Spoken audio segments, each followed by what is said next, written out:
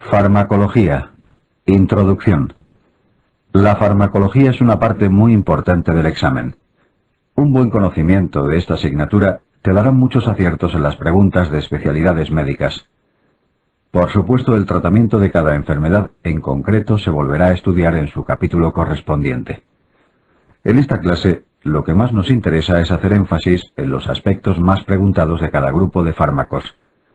Esto te ayudará a repasar los tratamientos desde otro punto de vista y reforzará tus conocimientos sobre otras asignaturas.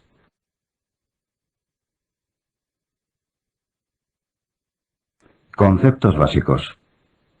Biodisponibilidad. A continuación vamos a exponer algunos conceptos de farmacocinética muy preguntados en el examen.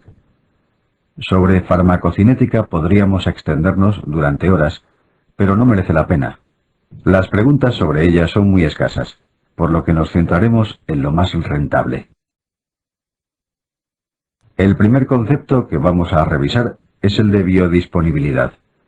Cuando se administra un fármaco, parte del mismo alcanzará inalterado el torrente sanguíneo. Esta fracción de fármaco se conoce como biodisponibilidad. Como puedes imaginar, varía en función de la vía de admisión. Si se administra un fármaco por vía intravenosa, la biodisponibilidad será del 100%, puesto que lo estaríamos depositando directamente en sangre. En cambio, si se administra por vía oral, puede no llegar por completo al torrente sanguíneo, al tener que ser absorbido por el tubo digestivo. Por supuesto, la biodisponibilidad no solo depende de la vía de administración, también varía según el fármaco. Pero no olvides que de las diferentes vías, la de mayor biodisponibilidad es la intravenosa y la menor la vía oral.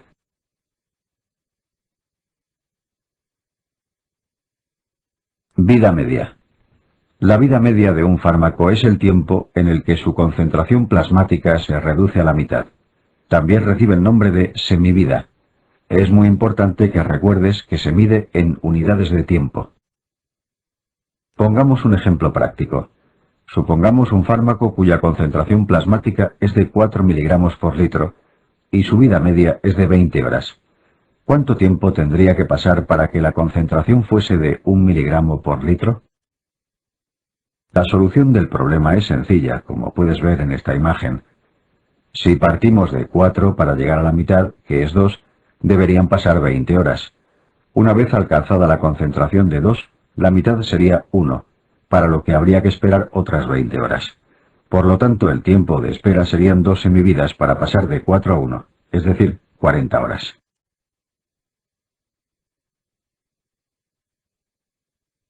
Aclaración.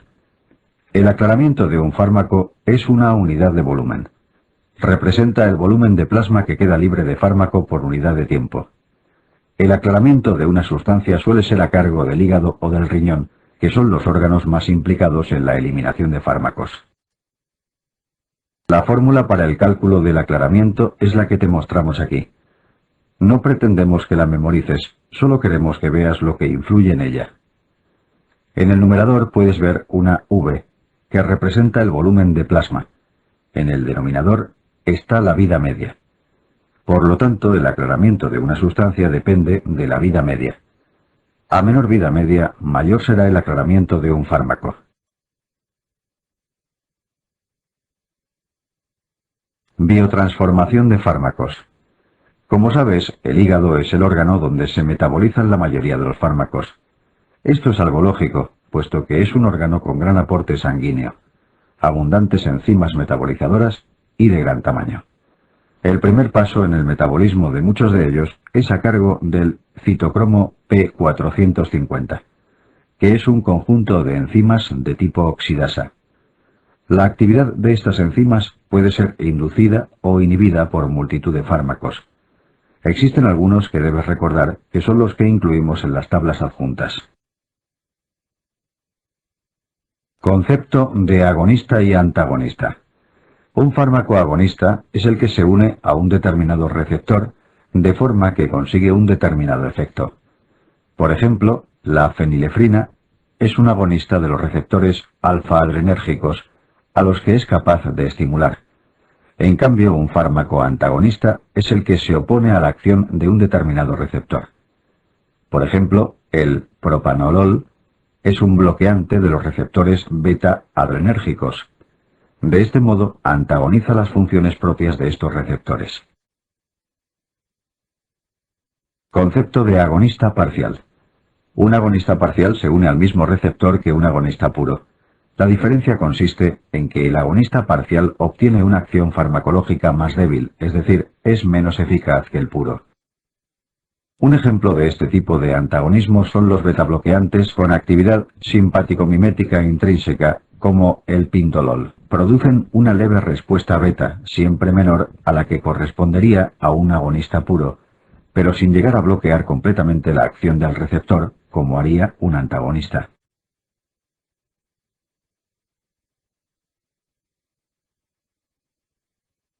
Fármacos y embarazo. Existen fármacos cuyo uso es desaconsejable en el embarazo, pero otros están absolutamente prohibidos. Por ello existe una clasificación que los divide en función del riesgo fetal. Esta clasificación es la siguiente. Grupo A. Fármacos seguros. Ejemplo, penicilina, paracetamol. Grupo B. Fármacos con poco riesgo, que pueden usarse con relativa seguridad. Grupo C. Son teratogénicos en animales, pero no se ha demostrado en humanos. Grupo D. Riesgo fetal confirmado. Solo se usan si el beneficio supera claramente al riesgo. Grupo X. Absolutamente contraindicados. En esta tabla te ofrecemos algunos fármacos de uso frecuente que deben evitarse durante la gestación. Los volverás a ver en las asignaturas correspondientes, pero merece la pena verlos en conjunto. Recuerda que algunos tienen asociación con malformaciones muy típicas, como las alteraciones óseas por tetraciclinas o la focomelia por talidomida.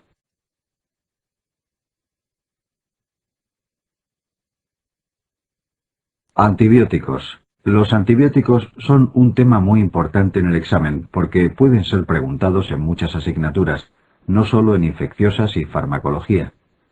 Vamos a hacer una revisión de los aspectos más preguntados hasta ahora, obviando contenidos menos rentables. En primer lugar, a modo de introducción, te presentamos una tabla resumen de uso muy general. Por supuesto, hay muchas excepciones, y en cada asignatura encontrarás el tratamiento específico de cada infección. Esta tabla puede serte útil en caso de que no recuerdes el antibiótico de elección, porque te permitirá elegir entre los más razonables para ese microorganismo. Complétala con estos dos guiones. Para cubrir aerobios gram positivos y gram negativos a la vez. Cefalosporinas y quinolonas. Recuerda que estos dos grupos no cubren anaerobios, salvo algún fármaco muy concreto que después veremos. Para cubrir aerobios gram positivos y anaerobios. Clindamicina. Antibióticos betalactámicos. Vamos a comenzar revisando los antibióticos betalactámicos, que suponen el grupo más amplio. Esta gran familia está compuesta por las penicilinas, las cefalosporinas, los carbapenémicos y los monobactámicos. Penicilinas. El grupo de las penicilinas es muy amplio. El mecanismo de acción consiste en impedir la formación de la pared bacteriana. Desde el punto de vista estructural, todas comparten el llamado anillo penicilánico. El espectro es variable, dependiendo del fármaco empleado.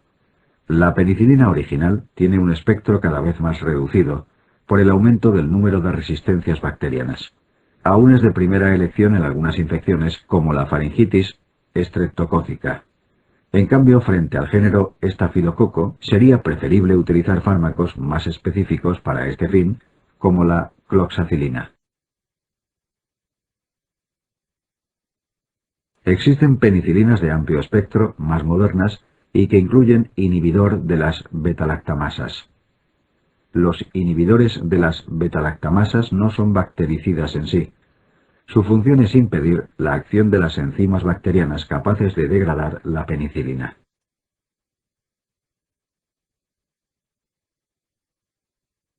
Las penicilinas son una causa frecuente de reacciones de hipersensibilidad dentro del total de antibióticos. Es relativamente frecuente que se manifiesten como toxicodermia o como nefritis intersticial. También pueden inducir una anemia hemolítica COMS positiva, es decir, con participación de anticuerpos producidos por el propio paciente. Sobre los efectos secundarios de naturaleza alérgica, hay que tener en cuenta que puede haber reacciones cruzadas con otros betalactámicos. Existen algunas penicilinas en concreto con efectos típicos. Por ejemplo, la cloxacilina produce hepatitis tóxica con cierta frecuencia, o la nefritis túbulo-intersticial por meticilina. La diarrea es un efecto secundario común. Su frecuencia aumenta mucho cuando se administra ácido clavulánico junto con la penicilina.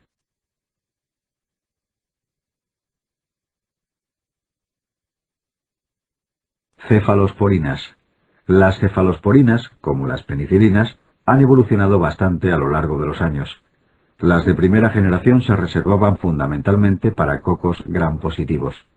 Las de segunda aportaban algo más de espectro frente a gram negativos, pero ninguna era capaz de cubrir pseudomonas. Más adelante, cuando surgen las de tercera generación, el espectro se amplía.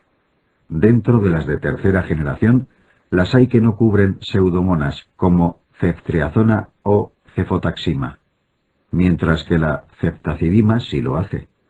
La última generación de cefalosporinas se ve representada por la cefepima, que también ofrece cobertura frente a pseudomonas.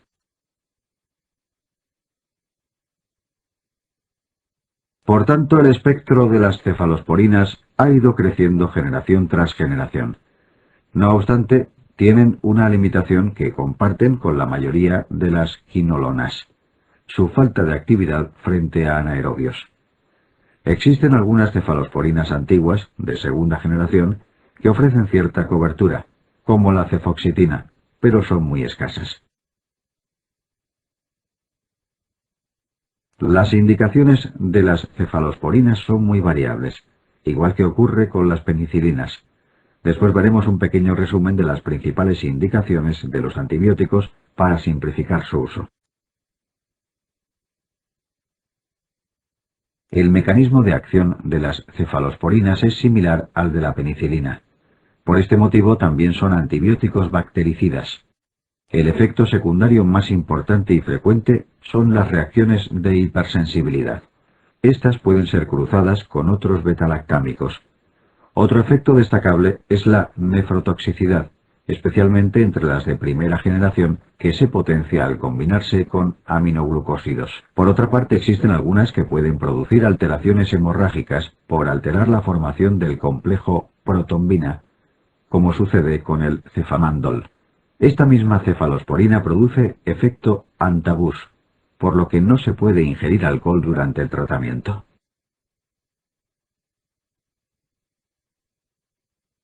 Carbapenems. Los carbapenems, como las penicilinas y cefalosporinas, pertenecen a los betalactámicos. Los fármacos más representativos son el imipenem y el meropenem. Son los antibióticos más potentes y de mayor espectro. Por ello se reservan para uso hospitalario en el contexto de infecciones multiresistentes o muy graves. Por ejemplo, una típica indicación del meropenem son las complicaciones infecciosas intraabdominales de la pancreatitis. Como efectos secundarios pueden producir reacciones de hipersensibilidad, cruzadas con otros betalactámicos. Una reacción adversa bastante típica son las convulsiones. Monobactam, Aztreonam. El Aztreonam es un betalactámico cuyo espectro se limita a gérmenes gram negativos. Es importante recordar que es el único betalactámico sin reacciones de hipersensibilidad cruzada con otros fármacos del grupo. Por ello puede emplearse en pacientes con alergia a penicilina. Glupopéptidos. El grupo de los glupopéptidos lo constituyen dos fármacos: vancomicina y teicoplanina. Su mecanismo de acción es bactericida. impidiendo la formación de la pared bacteriana. Su espectro se limita exclusivamente a microorganismos gram positivos.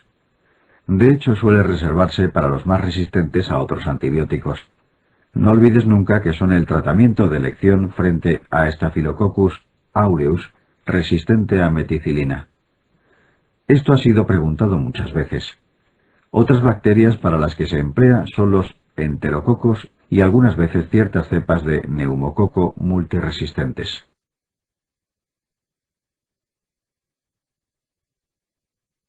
Es importante que retengas 3 efectos secundarios. El síndrome del hombre rojo es la reacción adversa más frecuente. Solo aparece con vancomicina y tiene relación con la velocidad de infusión. Se debe a un mecanismo de liberación de histamina y afecta a la mitad superior del cuerpo. La ototoxicidad y la nefrotoxicidad son comunes con los aminoglucósidos. Desde el punto de vista bactericida, aminoglucósidos y glupopéptidos son sinérgicos, pero también lo son para estos efectos adversos.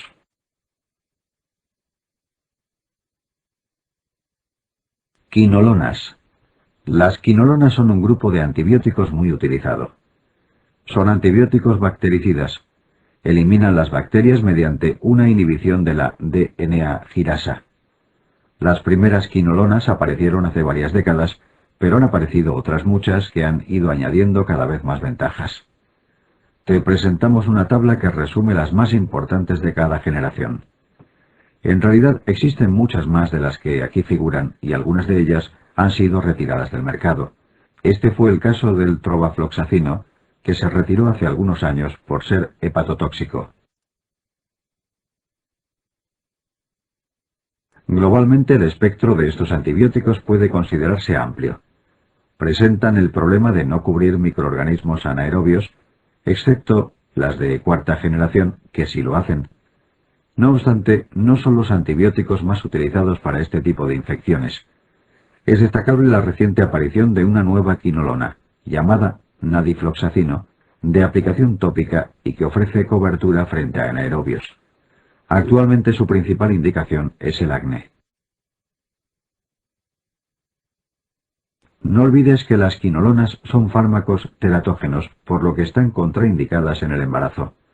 Tampoco son aconsejables durante la infancia, puesto que producen alteraciones del cartílago del crecimiento.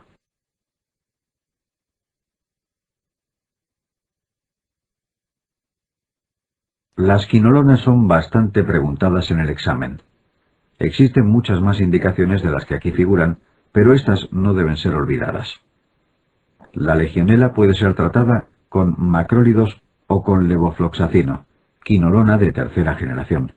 Ambas alternativas serían válidas, pero en la 15ª edición del Harrison se menciona como preferible levofloxacino.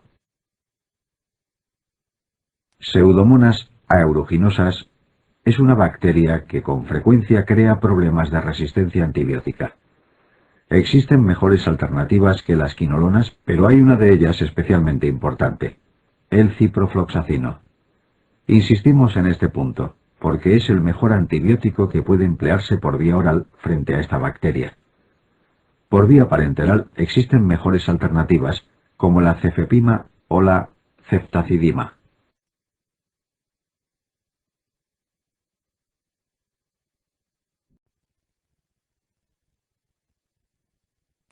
Los efectos secundarios más típicos de las quinolonas son la fotosensibilidad, la alteración de los cartílagos articulares y de crecimiento.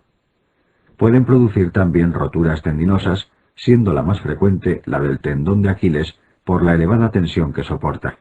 Dado que atraviesan la barrera hematoencefálica, pueden causar insomnio y sensación de inestabilidad.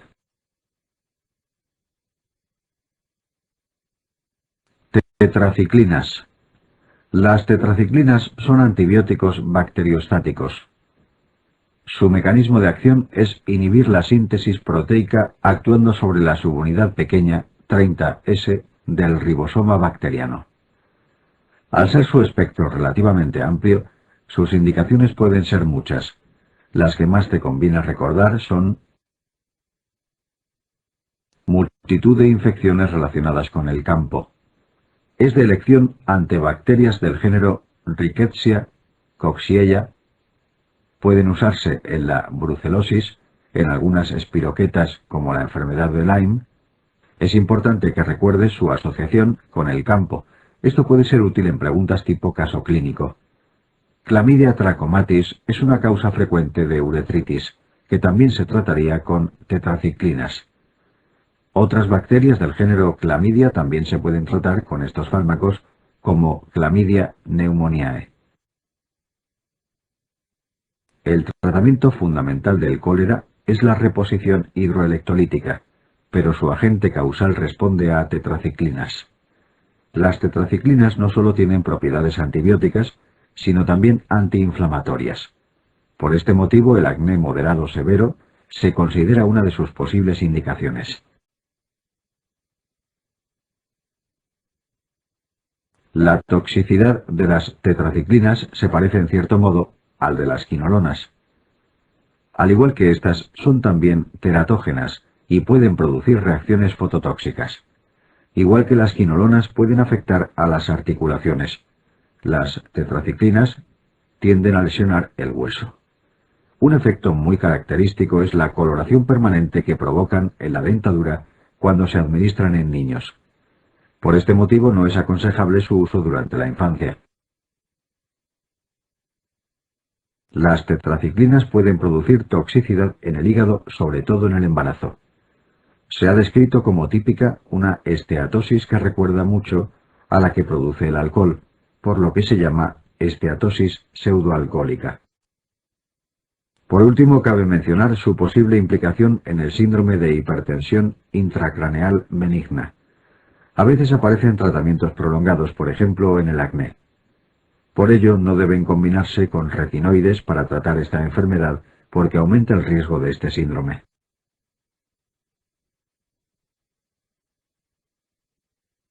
Macrólidos. Los macrólidos son antibióticos bacteriostáticos. Su mecanismo de acción es similar al de las tetraciclinas, impidiendo la síntesis proteica. No obstante, la subunidad ribosómica sobre la que actúan es la grande 50S. De hecho, las indicaciones de los macrólidos y tetraciclinas es similar porque los dos son útiles para microorganismos intracelulares. Las más típicas de los macrólidos son la legionela, el micoplasma y la clamidia. Recuerda que para la legionela actualmente se prefiere el levofloxacino. Otra típica pregunta es, ¿qué tratamiento emplearías en alérgicos a betalactámicos? La respuesta suele tratarse de un macrólido. Ten en cuenta que esto es una regla general. En algunos casos puede ser preferible otro antibiótico, pero generalmente se procede de esta forma. Existen algunos macrólidos con características especiales.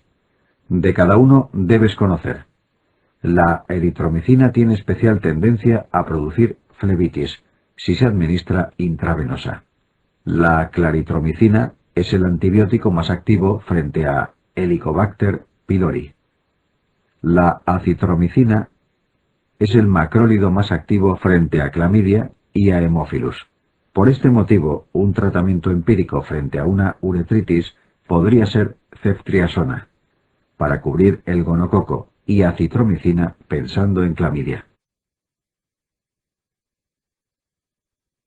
El efecto secundario más frecuente lo constituyen las molestias gastrointestinales.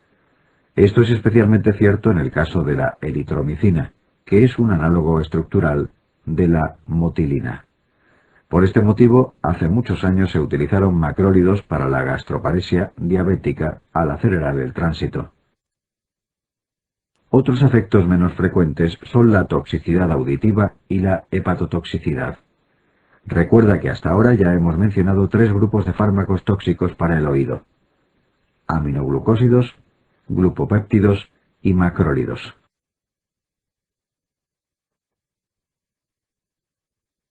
Metronidazol. El metronidazol es un antibiótico bactericida. Es tóxico para el genoma bacteriano, ya que sus metabolitos son tóxicos para el ADN. Sus indicaciones fundamentales son las bacterias anaerobias y algunos protozoos. Dentro de las bacterias anaerobias destacan algunas muy preguntadas en el examen. A continuación mencionaremos cuáles son y sus detalles más preguntados para que te sirva de repaso. Clostridium difficile, agente causal de la colitis pseudomembranosa. También es útil frente a otras bacterias del género Clostridium. Género Bacteroides, que suelen ser resistentes a penicilina y derivados. Gardnerella vaginalis, causante de la vaginosis bacteriana. Recuerda el típico olor a pescado podrido. Entre los protozoos cabe mencionar Giardia lamblia. Recuerda que este microorganismo se asocia al déficit selectivo de IgA. Etamoeba histolítica. Debes asociarlo con viajes a zonas como la India. Recuerda que puede producir síndromes disentéricos y abscesos hepáticos. Trichomonas vaginalis, que produce vaginitis con intenso prurito y flujo vaginal espumoso. Los efectos secundarios más frecuentes, como en muchos fármacos, son gastrointestinales. Sin embargo, los más importantes para el examen son alteraciones neurológicas. Recuerda que el metronidazol atraviesa muy fácilmente la barrera hematoencefálica. Por ello es posible que produzca convulsiones y en algunos casos encefalopatía. También puede producir neuropatía periférica. Durante el embarazo y la lactancia no debe administrarse este antibiótico. Es especialmente peligroso durante el primer trimestre de la gestación. El paciente debe evitar el alcohol durante el tratamiento con metronidazol, ya que produce efecto antabús. Aminoglucósidos. Los aminoglucósidos son antibióticos bactericidas. Su mecanismo de acción consiste en inhibir la síntesis proteica, actuando fundamentalmente sobre la subunidad 30S. Su principal indicación son infecciones por gérmenes gram negativos. No obstante, no debes olvidar que cuando se combinan con betalactámicos, se potencian mutuamente obteniéndose una acción sinérgica. Por este motivo, pueden combinarse con la cloxacilina en el tratamiento de la endocarditis estafilocócica, entre otros muchos ejemplos. Sin embargo, para lo que no tienen indicación alguna, son las bacterias anaerobias. Frente a ellas carecen totalmente de actividad. Dentro de los aminoglucósidos son de mención algunas peculiaridades. La gentamicina es el más clásico y conocido. La tobramicina es similar, pero con mayor actividad frente a pseudomonas. La amicacina es el mejor frente a pseudomonas, y también el menos afectado por las resistencias bacterianas. La estreptomicina se reserva para indicaciones muy concretas como la peste, el muermo y la brucelosis.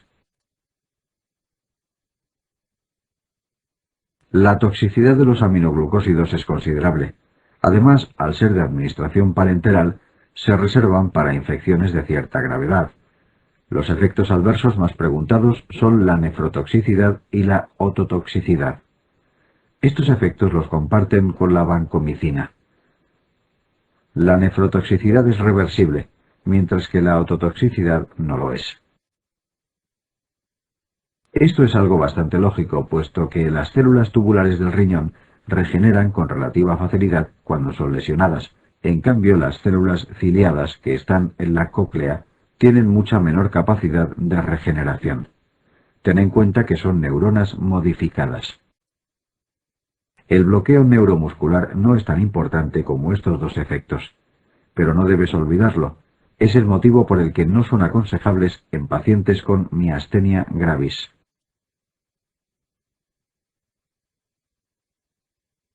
Clindamicina. La clindamicina pertenece al grupo de las lincosaminas. Es un antibiótico inhibidor de la síntesis proteica que actúa sobre la subunidad ribosómica 50S. En cuanto a su espectro, ofrece una buena cobertura frente a gram positivos y anaerobios, pero no es un buen antibiótico frente a gram negativos. Entre sus efectos secundarios, lo más frecuente son las molestias digestivas. Según algunas series, puede aparecer diarrea hasta en un 20% de los pacientes. No obstante, lo más típico es la aparición de la colitis pseudomembranosa. Este cuadro se describió en el contexto de la toma de clindamicina y se debe a Clostridium difficile. Otro posible efecto secundario, aunque más raro, es la hepatotoxicidad. Linezolid y Sinercid. Existen algunos nuevos antibióticos cuyo uso aún no está muy extendido. Se trata del linezolid y de la quinaspristina dalfopristina. Para evitar el trabalenguas a este último se le llama Sinercid, su nombre comercial.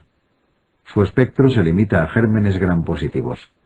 Por ello, en clínica suele reservarse para infecciones por microorganismos multiresistentes como estafilococos y enterococos.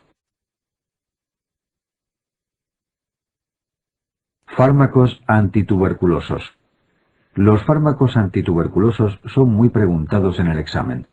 Aunque en infecciosas los verás con más detenimiento, vamos a mencionar lo más importante para que te sirva de repaso o introducción.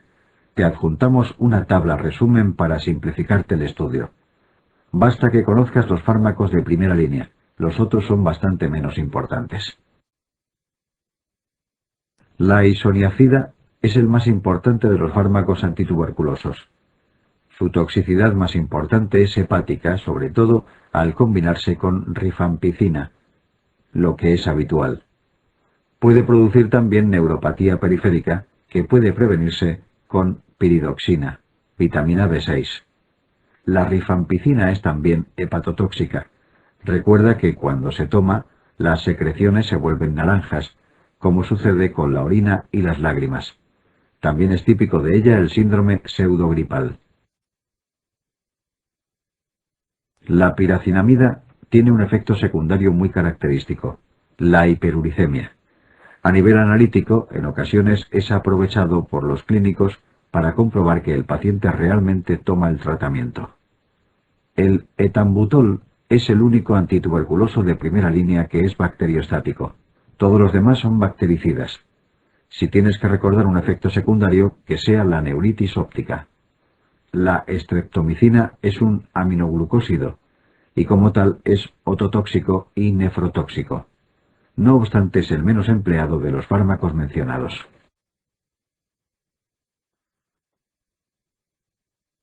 Farmacología cardiovascular. La farmacología cardiovascular y del aparato respiratorio es un tema esencial para el examen. Aparece ampliamente explicado en las distintas asignaturas médicas, pero conviene integrarlo en el capítulo de farmacología para obtener una visión de conjunto de estos fármacos. Presta especial atención a los betabloqueantes, IECAS y diuréticos. A continuación vamos a revisar los aspectos más esenciales de cada grupo farmacológico.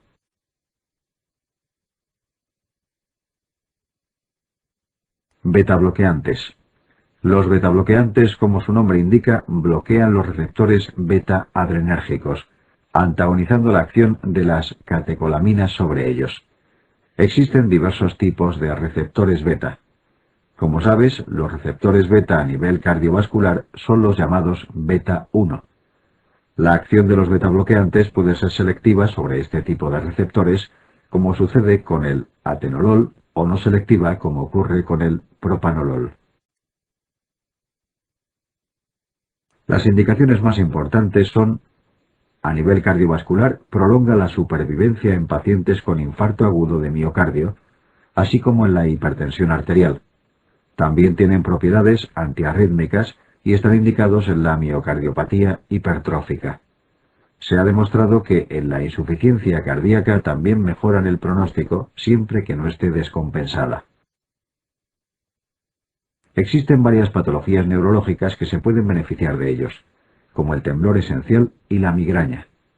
Tienen un papel en algunas patologías endocrinas, como el hipertiroidismo y el feocromocitoma. El propanolol se emplea en la hipertensión portal para su prevención primaria y secundaria si se acompaña de nitratos.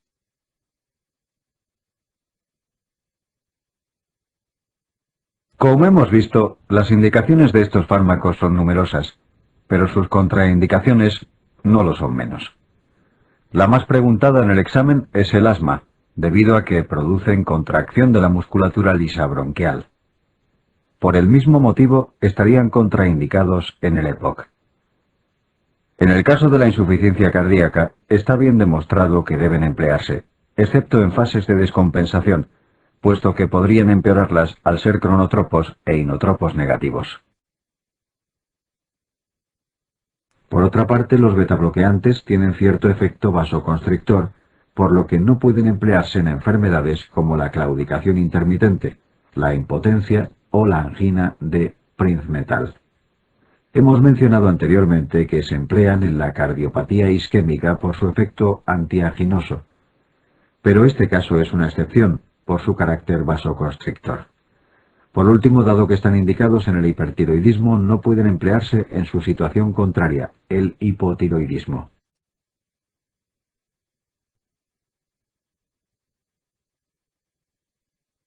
Diuréticos. Mecanismo de acción. Los diuréticos son un grupo de fármacos esenciales para el examen. Vamos a comenzar repasando su mecanismo de acción. Los diuréticos del asa actúan sobre la parte ascendente del asa de Henle. A este nivel impiden la reabsorción de sodio, cloro y potasio, por lo que aumenta la eliminación urinaria de estos iones. El ejemplo más clásico es la furosemida. Las tiacidas son diuréticos que actúan en el túbulo contorneado distal. A este nivel impiden la reabsorción de sodio y cloro. Junto a esta bomba de sodio y cloro existe un intercambiador de sodio-calcio sobre el que también actúan, pero esto lo veremos más adelante. Los ahorradores de potasio basan su mecanismo de acción en antagonizar la aldosterona o su receptor.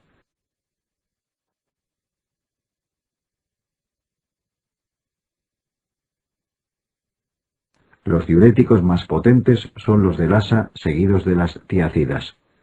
En último lugar estarían los ahorradores de potasio. Sin embargo, en pacientes cirróticos con ascitis y edemas son más potentes los ahorradores de potasio, como la espironolactona.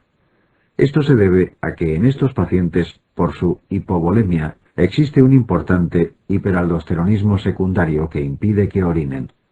Por ello, la espironolactona es el más eficaz en este cuadro clínico.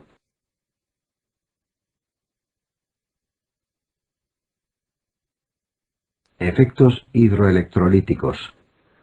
Este cuadro que te mostramos es fundamental, no lo olvides nunca.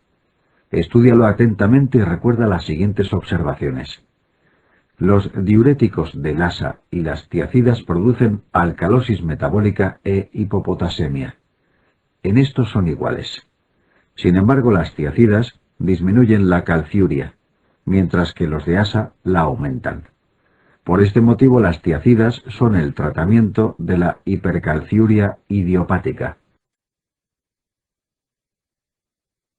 Los ahorradores de potasio, como su nombre indica, aumentan el potasio en sangre, al contrario que los otros diuréticos. Al antagonizar la aldosterona, los ahorradores de potasio tienden a causar acidosis metabólica, igual que ocurre en el hipoaldosteronismo. Sin embargo, los otros diuréticos producen alcalosis.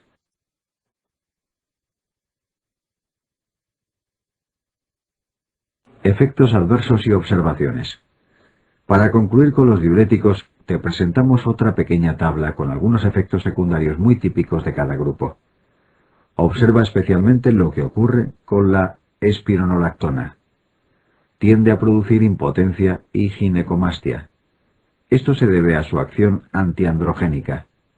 Últimamente ha aparecido un nuevo antagonista de la aldosterona llamado eplerenona, cuyas indicaciones son las mismas, pero que carece de este efecto.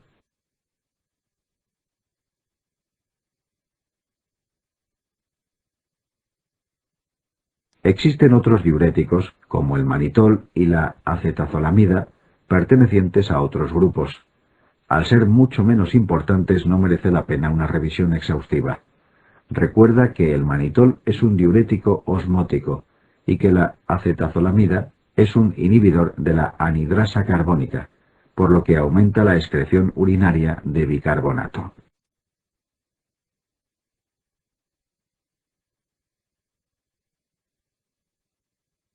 Inhibidores de la enzima de conversión. Los inhibidores de la enzima de conversión, IECAS, son un grupo de antihipertensivos más modernos que los betabloqueantes y diuréticos. La enzima de conversión se encarga de transformar la angiotensina 1 en angiotensina 2. Esta tiene efectos vasoconstrictores, de ahí el interés de impedir su síntesis, porque de este modo se reduce la presión arterial. La angiotensina 2 no solo produce vasoconstricción, también induce la proliferación de determinadas células, como los miocitos cardíacos y los fibroblastos. Por ello, participa en la remodelación miocárdica de la insuficiencia cardíaca y postinfarto agudo de miocardio.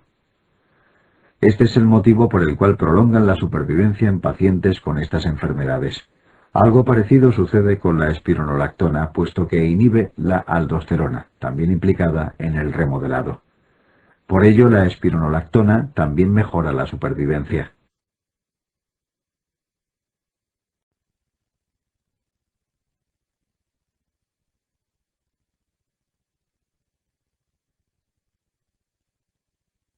Las indicaciones de los IECAS es un tema absolutamente esencial.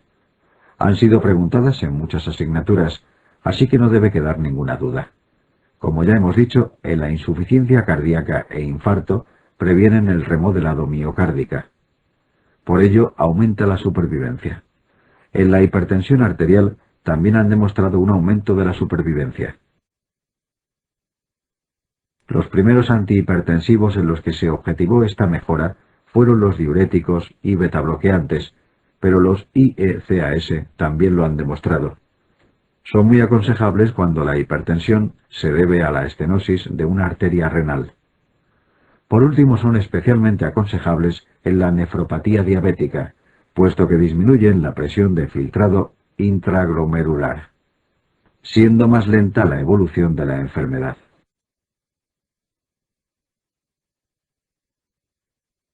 Los efectos secundarios de los IECAS han sido bastante preguntados. Debes recordar especialmente la tos y el angioedema. Ambos se deben a que actúan sobre el metabolismo de las quininas, no solo en la enzima de conversión. Por este motivo pueden producir un aumento de la permeabilidad vascular que se manifieste en forma de angioedema. Otro efecto secundario importante es la hiperpotasemia, que se potencia con la producida por la espironolactona. Por ello, en caso de combinarse, debe vigilarse el potasio de forma muy estrecha. En la hipertensión del embarazo está contraindicado el uso de estos fármacos, puesto que son teratógenos. Recuerda que antes hemos dicho que se utilizan en la hipertensión por estenosis de una arteria renal. Cuando el paciente padece estenosis bilateral de las arterias renales, estarían contraindicados. En este caso producirían insuficiencia renal al disminuir drásticamente el filtrado glomerular. El efecto sería el mismo en un paciente monorreno con estenosis arterial renal. Por último, cabe mencionar su asociación con la nefropatía membranosa. Antagonistas de los receptores de la angiotensina 2. Los antagonistas de los receptores de la angiotensina 2 o ARA2 son similares a los IECAS. El mecanismo de acción consiste en bloquear el receptor de esta hormona. De este modo, impiden que produzca su efecto vasoconstrictor, por lo que disminuye la presión arterial. Tienen la ventaja de no producir tos ni angioedema.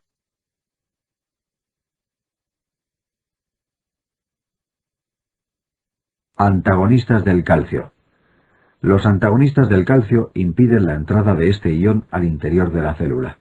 Se dividen en dos grupos: dihidropiridinas y no dihidropiridinas. Las dihidropiridinas son aquellos que terminan en pino, amlodipino, nifedipino, lacidipino. Por otro lado, están el verapamil y el diltiazem, que no pertenecen a este grupo. Existen importantes diferencias entre unos y otros. Las dihidropiridinas producen mayor vasodilatación periférica y por ello aparece taquicardia refleja. El verapamil y el diltiazem bloquean el nodo auriculoventricular. Esto hace que acaben causando bradicardia. El uso fundamental de las dihidropiridinas se basa en su efecto vasodilatador. Por ello pueden usarse como antihipertensivos. En cambio, el verapamil y el diltiazem tienen además propiedades antiarrítmicas.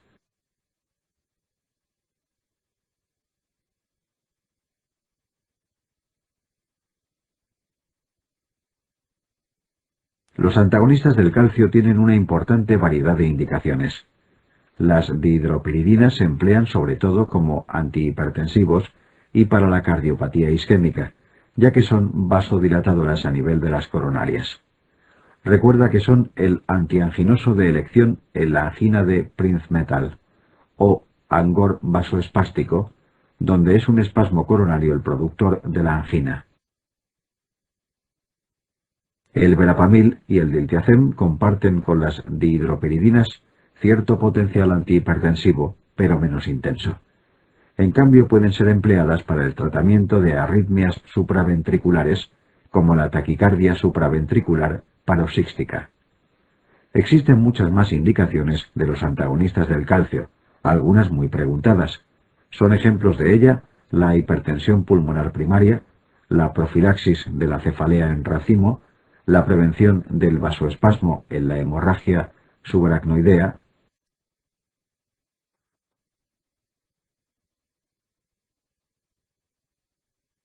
Los efectos adversos derivan de su acción vasodilatadora, que puede producir enrojecimiento facial, edemas en miembros inferiores y cefalea. Como antes decíamos, si se emplean inapropiadamente durante el infarto de miocardio o la angina inestable, las dihidropiridinas de acción rápida pueden potenciar la isquemia. Otro grupo de efectos secundarios son debidos a las propiedades cardiodepresoras. Estos solo aparecen con el verapamil o el diltiazem. Pueden ser causa de bradicardia, producir bloqueos o incluso exacerbar una insuficiencia cardíaca. Por ello deben administrarse con prudencia en la insuficiencia cardíaca. Lo mismo ocurre cuando se emplean junto a betabloqueantes, potencian mutuamente su acción cardiodepresora. No olvides que verapamil y diltiazem pueden aumentar la digoxinemia en pacientes que toman digoxina, facilitando la intoxicación digitálica.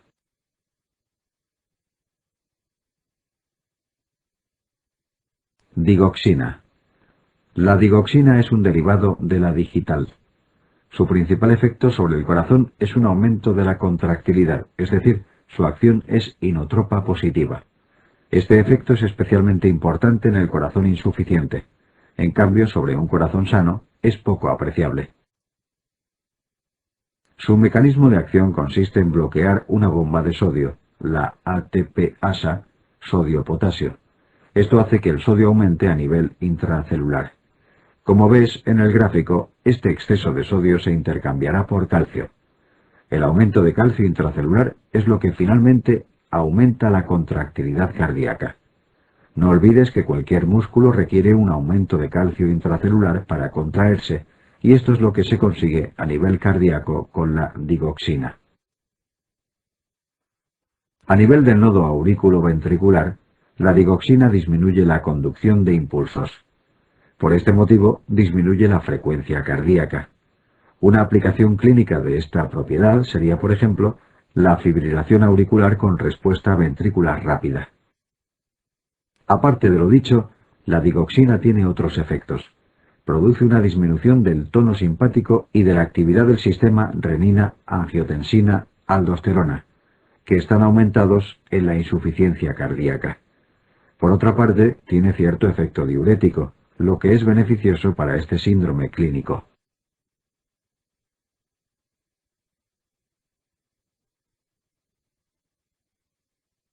La indicación principal de la digoxina es la insuficiencia cardíaca sistólica, sobre todo si asocia fibrilación auricular. Recuerda que este fármaco no ha demostrado prolongar la supervivencia, a diferencia de los IECAS y betabloqueantes que sí lo han hecho. No obstante, mejora la calidad de vida del paciente y disminuye el número de hospitalizaciones, por lo que está indicado su uso. Otra indicación, que ya hemos mencionado, es la fibrilación auricular acompañada de respuesta ventricular rápida, puesto que es capaz de bloquear el nodo aurículo-ventricular. Por el contrario, existen ciertas situaciones donde su uso está contraindicado. Es el caso del síndrome de Wolff-Parkinson-White, puesto que podría facilitar el paso de estímulos por la vía accesoria, facilitando una fibrilación ventricular. Tampoco debe ser administrada en pacientes con bloqueo auriculoventricular ni con defectos de conducción intraventriculares.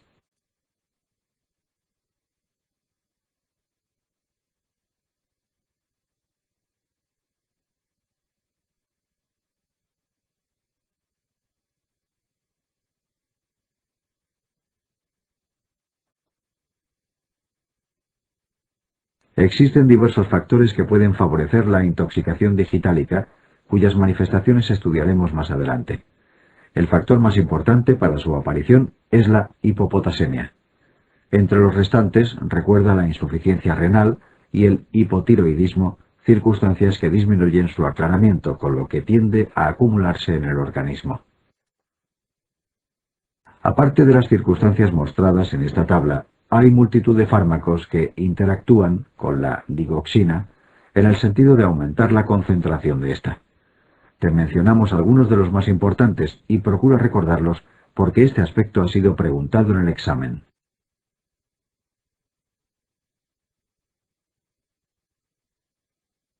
Intoxicaciones. Las intoxicaciones más frecuentes son por drogas de abuso y alcohol. Entre estas dos causas superan el 50% del total de intoxicaciones.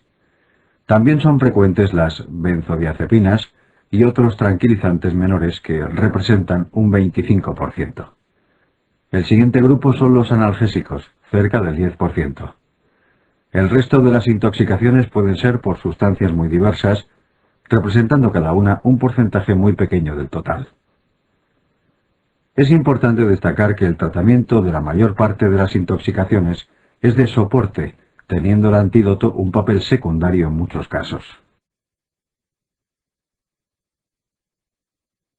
Benzodiazepinas.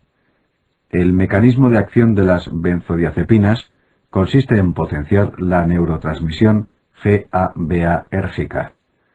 De este modo se incrementa la concentración de cloro intracelular, con lo que la neurona se hiperpolariza. Clínicamente, los rasgos más destacables de esta intoxicación son la somnolencia y la disminución del nivel de conciencia. Cuando es muy grave puede llegar a producir depresión respiratoria. El antídoto frente a esta intoxicación es el flumacenilo, que ha sido repetidamente preguntado en el examen. Barbitúricos. En el caso de los barbitúricos se produce un síndrome hipnótico sedante semejante a la intoxicación por benzodiazepinas, aunque de mayor gravedad. Si la intoxicación es muy grave, puede llegarse a la desaparición de todos los reflejos, incluidos los vestibulares.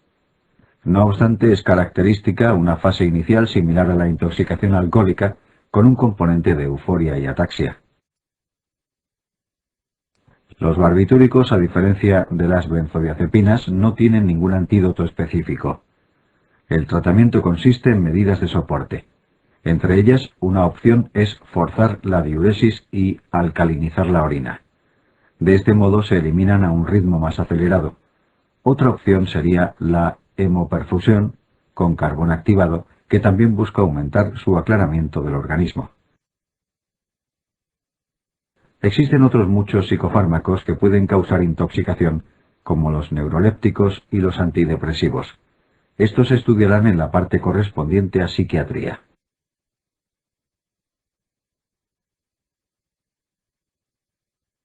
Paracetamol. La dosis tóxica mínima de paracetamol para un sujeto sano sería de unos 10 gramos. Esto supera con creces las dosis diarias empleadas con fines analgésicos.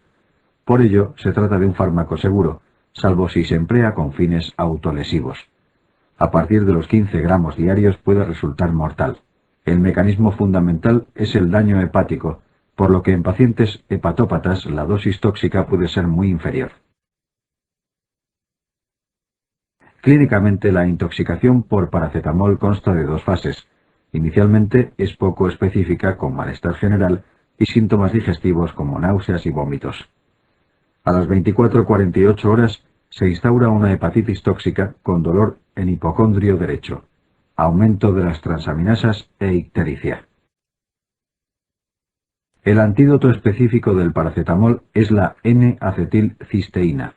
Por supuesto, también pueden aplicarse medidas generales como carbón activado para así disminuir la absorción si se instaura durante las horas siguientes a la ingesta.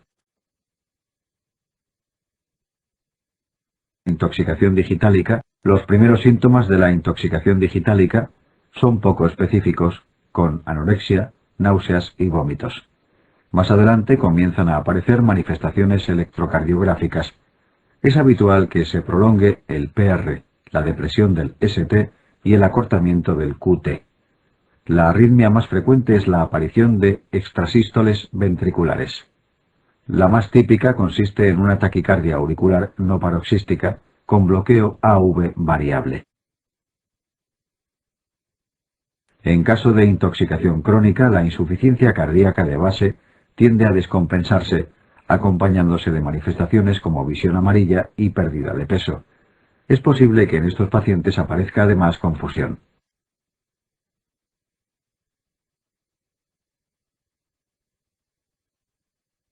El tratamiento de la intoxicación digitálica consiste en retirar el fármaco.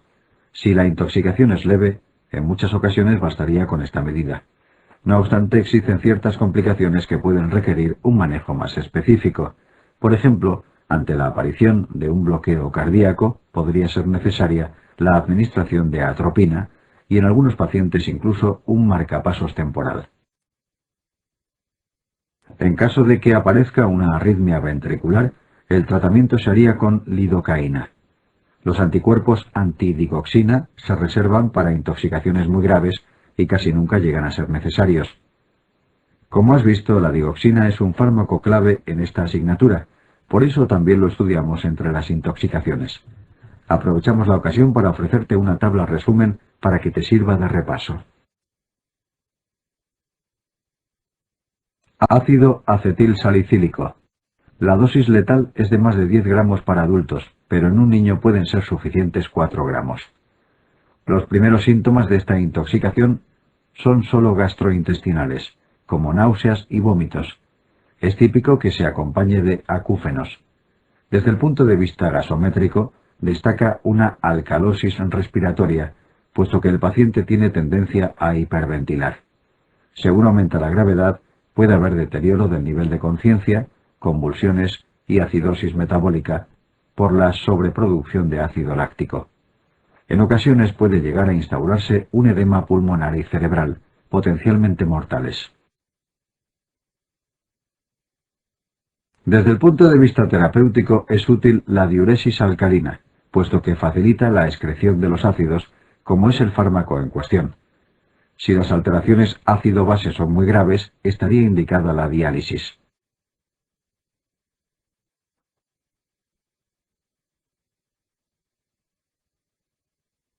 Opiáceos. La intoxicación más frecuente por este grupo de fármacos es por heroína intravenosa. Clínicamente, los tres aspectos más importantes son los siguientes: depresión respiratoria, miosis y disminución del nivel de conciencia.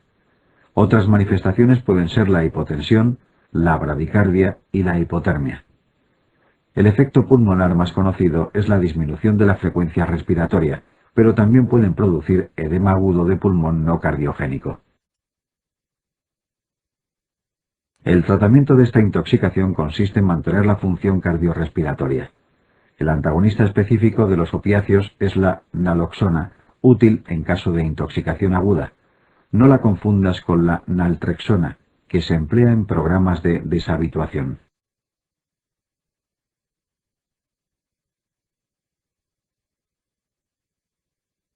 Anfetaminas y cocaína. Tanto las anfetaminas como la cocaína producen un síndrome de hiperactividad adrenérgica. Como consecuencia de esto pueden aparecer multitud de complicaciones cardiovasculares, como infartos de miocardio o hemorragias cerebrales. Si te presentan un caso clínico de una persona muy joven con estos cuadros, deberías tener estas drogas muy en cuenta como posibles causas. El uso crónico de estas sustancias puede producir hipertensión arterial y otras enfermedades cardiovasculares, así como impotencia y ginecomastia. El tratamiento consiste en el control de la hipertensión, las arritmias y la hipertemia, pero no existe un antídoto específico. En el caso de las anfetaminas, puede recurrirse a la hemodiálisis que acelera su eliminación. Esta tabla te permitirá un repaso rápido de las intoxicaciones más preguntadas en el examen. Junto a la clínica tienes también el antídoto específico. Otras medidas, como el carbón activado o el lavado gástrico, no están incluidas en la tabla por no ser exclusivas de ningún tipo de intoxicación. En el caso de los antidepresivos tricíclicos, es importante destacar que el bicarbonato no es exactamente un antídoto, pero es útil para tratar las arritmias cardíacas producidas por estos fármacos. Por último, te mostramos otra tabla donde incluimos algunas intoxicaciones más. En esta ocasión, hacemos referencia solamente a su antídoto concreto. Solamente haremos énfasis en dos de los tóxicos que aquí aparecen, cuya clínica merece la pena mencionar. El metanol se caracteriza por una importante acidosis acompañada de afectación visual, puesto que sus metabolitos dañan el nervio óptico. El etilenglicol, presente en el anticongelante de los automóviles, también produce acidosis severa. Es característica la presencia en el sedimento urinario de cristales de oxalato cálcico.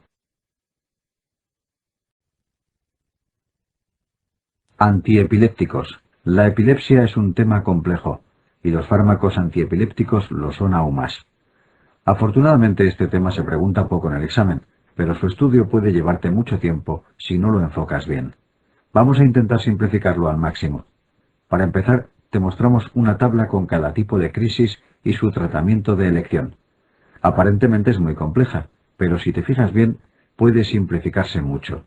En la mayoría de las casillas verás que el ácido valproico puede emplearse como tratamiento de elección y excepcionalmente aparece otro fármaco. Por ello, la tabla puede simplificarse mucho, como ahora veremos. Cuando no recuerdes cuál es el tratamiento exacto de un tipo de epilepsia, contesta ácido valproico. Solo tienes que aprender las excepciones. Por supuesto, existen otras alternativas y muchos más fármacos de los que aquí enumeramos. Pero ten en cuenta que tu tiempo de estudio es limitado y tienes que ser lo más rentable posible en la selección de lo que te estudias. Por eso recuerda siempre el ácido valproico, porque es el antiepiléptico de más amplio espectro. Durante los últimos años han aparecido multitud de antiepilépticos nuevos: topiramato, felbamato, vigabatrina, gabapentina, etc. Pero en realidad no han desplazado los clásicos en sus indicaciones habituales. Por ello, los que debes conocer mejor para el examen son los tres más típicos: fenitoína, carbamazepina y ácido valproico. Recuerda que no solo se emplean en la epilepsia, sino también con otras indicaciones. Vamos a comentar algunos detalles de cada uno. La fenitoína tiene propiedades antiarrítmicas, además de antiepilépticas. Tiene dos efectos secundarios comunes con la ciclosporina y muy típicos, que son el hirsutismo y la hiperplasia gingival. Otros efectos secundarios son a nivel del cerebelo, lo que justifica la ataxia, la diplopia y el nistagmo que produce este fármaco. La carbamazepina es una causa relativamente frecuente de toxicodermias, efecto que también puede tener la fenitoína. Otros efectos muy conocidos son la anemia aplásica y la toxicidad hepática. Recuerda que también se emplea para el dolor neuropático, como la neuralgia del trigémino. El ácido valproico puede producir alopecia al revés que la fenitoína, que causa hirsutismo. Otros efectos típicos son el temblor y la hepatotoxicidad. Por último, cabe destacar algunos aspectos de estos fármacos. Los tres tienen metabolismo hepático y por ello pueden producir cambios en el metabolismo de otros fármacos. Fenitoína y carbamazepina son inductores del metabolismo a nivel del sistema microsomal. De hecho, hay un detalle muy importante que recordar que concierne a la carbamazepina. En el caso concreto de este fármaco no solo induce el metabolismo de otros fármacos, sino también el suyo propio, lo que se conoce como autoinducción. Por el contrario, el ácido valproico es inhibidor del metabolismo hepático. Antineoplásicos. Si los antiepilépticos es un tema difícil, los antineoplásicos puede resultar incluso doloroso. Ten en cuenta que para el buen conocimiento de este capítulo existe una especialidad llamada oncología médica, que son los que realmente los conocen bien. Para el examen que estamos preparando bastan unas pocas nociones. Vamos a intentar dar al capítulo una visión lo más clínica posible para facilitar su asimilación. El objetivo de los fármacos antitumorales es la destrucción de las células cancerosas. Por supuesto, se intenta que sea lo más selectiva posible, respetando las células sanas, pero esto no siempre se consigue.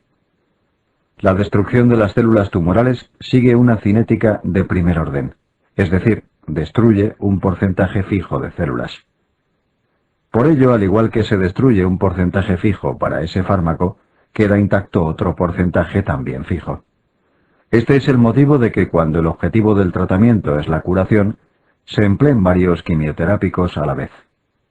De esta forma, las células que uno deja intactas pueden ser eliminadas por otro. Quimioterapia y ciclo celular. Antes de comenzar a hablar de los fármacos en sí, recordemos unos conceptos del ciclo celular. Este se divide en las siguientes fases. G1. Ocurre después de la mitosis. La célula comienza su crecimiento, sintetizando ARN y proteínas. Recuerda que el nombre de G viene de growth, crecimiento. Desde G1 es posible que la célula pase a G0, fase de crecimiento cero, en la que simplemente se diferencia hacia un determinado tipo celular y realiza la función para la que se ha diferenciado. Este estado G0 es donde se encuentran la mayoría de las células del organismo adulto. Fase S, síntesis. La célula sintetiza el ADN, es decir, duplica su material genético. Fase G2. Abarca desde el fin de la fase S hasta que comienza la mitosis. En ella continúa la síntesis de proteínas y de ARN. Fase M. Es la división celular mediante mitosis. La mayoría de los agentes antineoplásicos son más eficaces si la célula está en división que si está en reposo. Después veremos exactamente lo que ocurre con cada grupo farmacológico. Agentes alquilantes. Introducción. Los alquilantes son el grupo más empleado de fármacos antitumorales. Su mecanismo consiste en unirse al ADN de forma covalente, con lo que impiden su transcripción y replicación. Este mecanismo puede afectar a todas las células, no solo a las que se están dividiendo. Su acción es independiente de la fase del ciclo. Esto impide que la célula tumoral se multiplique, pero alterar el ADN puede causar problemas importantes sobre las células sanas. Puede ser causa de esterilidad, amenorrea, atrofia ovárica. Puede producir la aparición de nuevas neoplasias, como leucemias agudas. Esto es aún más frecuente si se añade radioterapia al tratamiento. Al impedir la replicación celular, es mielosupresor. Este efecto es dependiente de la dosis. A continuación vamos a ver algunos de los alquilantes más importantes. Ciclofosfamida. La ciclofosfamida es un antitumoral empleado para multitud de neoplasias. Se emplea en protocolos para el cáncer de mama, el microcítico de pulmón, leucemias, linfomas, etc. Sobre él se ha escrito mucho en la literatura médica, pero merece la pena recordar dos aspectos de cara a nuestro examen. Puede ser usado como inmunosupresor. Recuerda que se utiliza mucho para la enfermedad de Wegener, en la que ha mejorado mucho el pronóstico desde que se comenzó a usar. Su efecto secundario más típico es la cistitis hemorrágica. A la larga incluso puede producir carcinoma urotelial. Existe un fármaco de la misma familia llamado ifosfamida que es incluso más tóxico para el urotelio. Melphalan. El melphalan puede ser empleado en un buen abanico de tumores, como el melanoma o el cáncer de ovario. Quizá la indicación que más merece la pena recordar es el mieloma múltiple asociado a esteroides, melphalan más prednisona. Nunca olvides esta indicación, puesto que se ha preguntado en hematología. Lo más típico del melphalan es su alta toxicidad sobre las células pluripotenciales. Por ello, es el antitumoral que más leucemias produce. Por el mismo motivo es una importante causa de síndromes mielodisplásicos. Clorambucil. El clorambucil, como el melphalan y la ciclofosfamida, puede administrarse por vía oral. Por ello sirve como tratamiento para neoplasias hematológicas crónicas como la leucemia linfática crónica o la enfermedad de Waldenstone. Recuerda estas dos indicaciones porque ya han sido preguntadas en el examen. Cisplatino. Los compuestos de platino como el cisplatino y carboplatino se usan sobre todo para los cánceres de mama y testículo. Hay que recordar dos aspectos bastante típicos. Tienen gran tendencia a producir daño renal. No olvides que el platino es un metal pesado, como el plomo y como el mercurio, y por ello puede lesionar los túbulos renales. Para evitarlo es necesario hidratar al paciente y forzar la diuresis con diuréticos osmóticos. Puede producir sordera. Recuerda que en esto el cisplatino es similar a los aminoglucósidos. Ambos producen lesión tubular e hipoacusia. Gran potencial emetógeno. Los vómitos por quimioterapia son especialmente intensos y frecuentes con cisplatino. Con esto hemos terminado con los alquilantes. Existen muchísimos más. De hecho es el grupo más numeroso. Pero es preferible conocer bien unos pocos que haber oído hablar de muchos. A continuación hablaremos de los fármacos antimetabolitos con la misma filosofía. Antimetabolitos. Los antimetabolitos son compuestos químicamente parecidos a determinadas moléculas presentes en nuestro organismo. Al ser químicamente semejantes, interfieren con sus funciones. Estas sustancias suelen estar implicadas en el metabolismo celular durante la fase S. Así, al ser antagonizadas, se impide la síntesis de ADN. Por tanto, actúan selectivamente sobre la fase S, a diferencia de los alquilantes que pueden afectar a todas las células. Un ejemplo típico es lo que ocurre con el ácido fólico y el metotrexato. El metotrexato es un análogo del ácido fólico y tiene la propiedad de inhibir una enzima implicada en su metabolismo, la dihidrofolato reductasa. Al impedirse la función de esta enzima, la célula tendrá dificultad para dividirse. Metotrexato. El metotrexato debes conocerlo muy bien. No solamente se emplea como fármaco antitumoral, sino también en procesos inflamatorios crónicos como la artritis reumatoide. Interfiere con el metabolismo del ácido fólico, impidiendo la replicación del DNA durante la fase S. Está indicado en multitud de tumores, pero los más importantes para el examen son los linfomas y leucemias linfoblásticas, así como el coriocarcinoma. Como efectos secundarios, al antagonizar el ácido fólico, es mielosupresor. Han preguntado repetidamente por su toxicidad hepática, ya que tiende a producir fibrosis de este órgano. Análogos de purinas y pirimidinas. Los análogos de las bases púricas y pirimidínicas impiden también la replicación celular, actuando sobre la fase S del ciclo. Recuerda que el DNA se compone de estas bases, de ahí la importancia de estos productos como antitumorales. Recuerda solamente su indicación más conocida. Es lo mejor que puedes hacer para simplificar su estudio, porque son muchos y con múltiples indicaciones. En general, se emplean para neoplasias hematológicas, salvo el 5-fluororacilo, que se reserva para el cáncer de colon y otros tumores digestivos.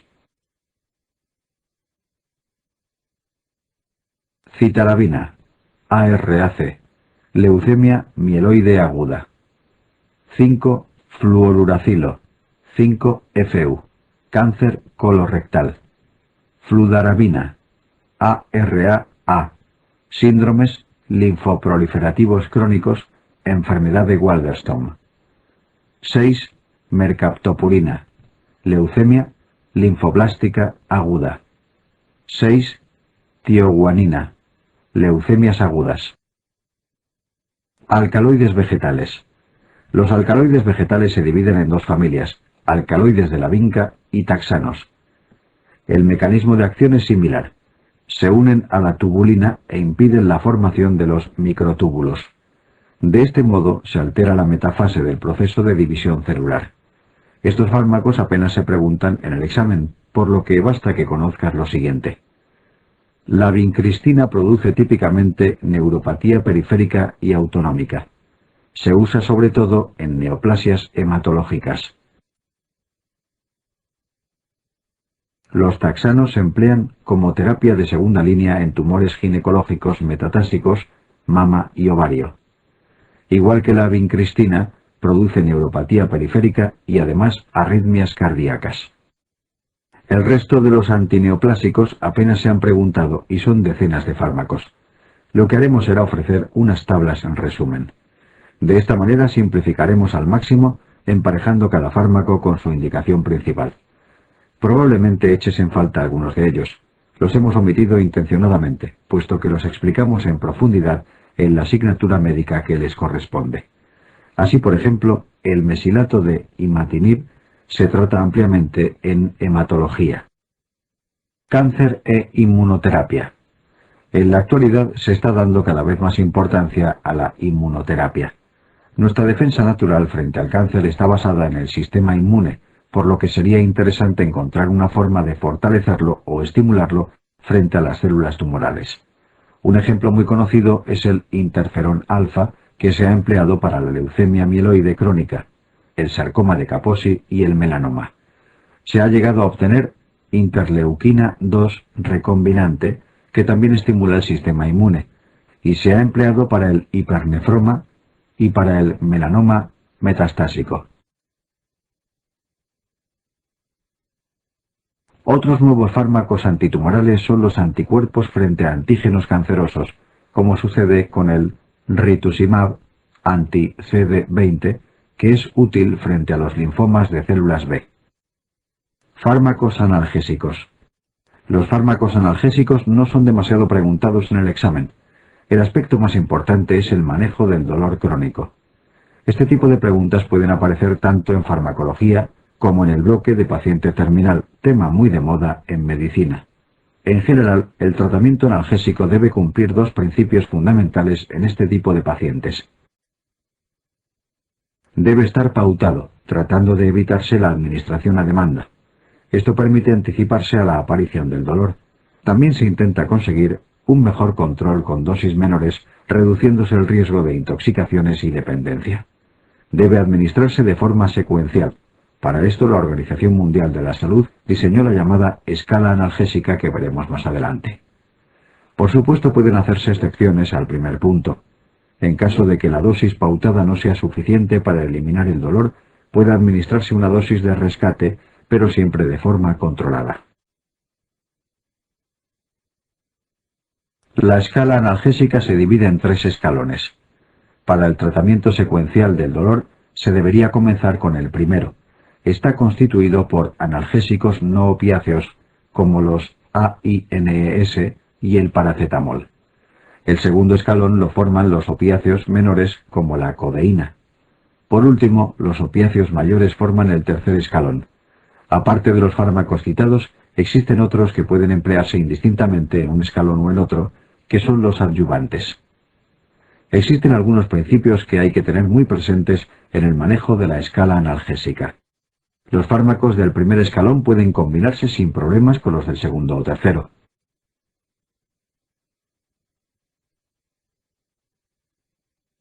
Los fármacos del segundo y tercer escalón, en cambio, nunca se pueden mezclar entre sí, ya que los opiáceos menores les restarían eficacia a los mayores.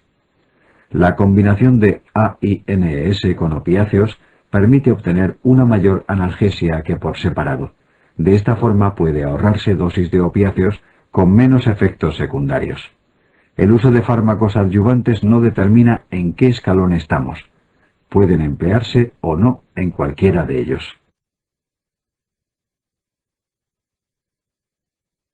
Fármacos opiáceos.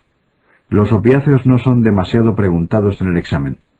En esta tabla te mencionamos peculiaridades de algunos fármacos del grupo que quizá podrían ser más probables como pregunta de examen. Recuerda además las siguientes ideas sobre estos fármacos. No presentan techo analgésico. Su dosis máxima está limitada por la aparición de efectos adversos. Esta es una importante diferencia respecto a los AINES, que sí tienen techo. Suelen reservarse para el dolor muy intenso que no responde a otras medidas. Recuerda que en la escalera analgésica no estaban en el primer escalón, y es por este motivo. Carecen de acción antipirética, por ello son aconsejables cuando se desea analgesia sin enmascarar la fiebre.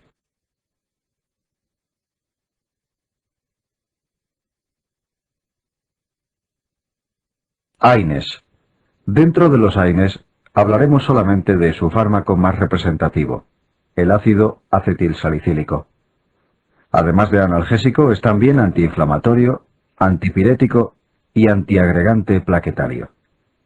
Por ello, sus aplicaciones en medicina son muy abundantes. En la tabla adjunta puedes ver un resumen de algunas de sus acciones farmacológicas. Recuerda además las siguientes consideraciones por su importancia para el examen. Los efectos secundarios más frecuentes son gastrointestinales. El ácido acetilsalicílico es el AINE de elección en el embarazo. No obstante, debe evitarse durante las 4 semanas anteriores al parto. Si solo pretendes obtener acción analgésica, es preferible emplear paracetamol. Recuerda que si se administra durante una gripe o varicela, aumenta el riesgo de síndrome de Reye. En estos casos, debe evitarse el uso de este fármaco.